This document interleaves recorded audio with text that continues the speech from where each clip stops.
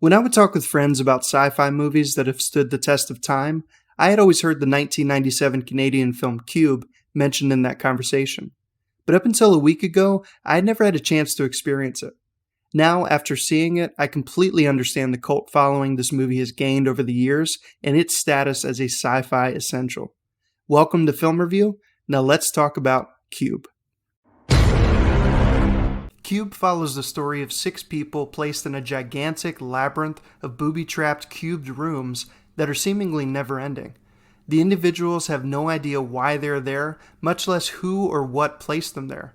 All they know is they have to find a way out by working together, but everything and everyone are not what they seem.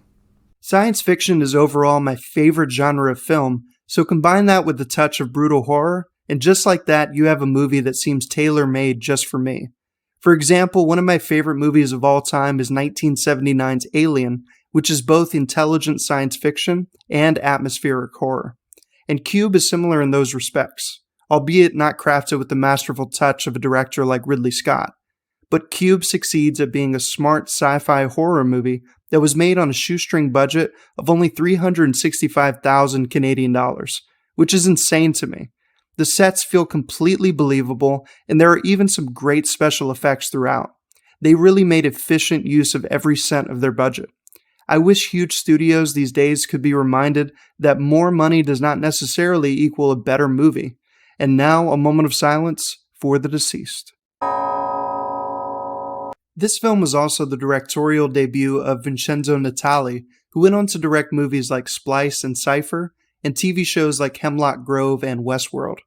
Vincenzo does an incredible job with this film, as he understands proper pacing, character development, the rise and fall of conflict within a story, and how to transfer main themes of a concept onto the screen.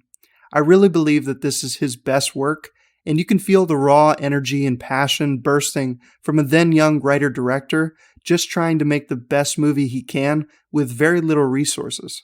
The cast is also excellent, especially Maurice Dean Wint, even though they all tend to overact a little. It seems like some of them might have been more used to acting on television rather than movies. It almost felt like a long episode of Star Trek Deep Space Nine. Although today this might be seen as a negative aspect, I actually enjoyed the more play-like quality to the performances. It reminds me of older films from the 1940s before the method acting of Marlon Brando. Acting today is incredibly overserious and subdued, so for me it was a refreshing change of pace. If I'm being picky, the dialogue is at times stilted and wonky, but it really didn't distract me from the story. Aside from the general fun I was having watching the film, the themes of Cube are what I found to be especially compelling and make this film essential science fiction. There's commentary on being too trusting of those in authority, on what being someone in authority does to one's ego, on how humans can become monsters if put in awful situations, on how doing the right thing often leads to suffering. In the same way Blade Runner makes you wonder if androids dream of electric sheep, Cube makes you wonder if people put on a facade in normal life and are most themselves when faced with certain death. There's really a lot thematically going on in this film, which is what surprised me the most. Under a different creative team, this premise could have been turned into a vapid gore fest, but Cube takes its time with the characters and story while respecting the audience's intelligence. It also has the guts to not answer almost any questions regarding the giant cube the characters are trapped in, and even the ending of the film is ambiguous. The mystery of it all, I think, is part of the appeal. It's exciting to not have all the answers and just let your imagination run wild with possibility. This kind of filmmaking is some of my favorite because it's genuine. It wasn't made for money or as a pretentious vanity project. It was made because Vincenzo Natali had a story in his mind that he just had to share through the medium of film.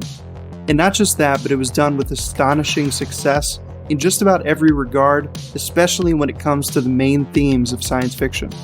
It is a movie that will make you think, and for some, that's too much to ask.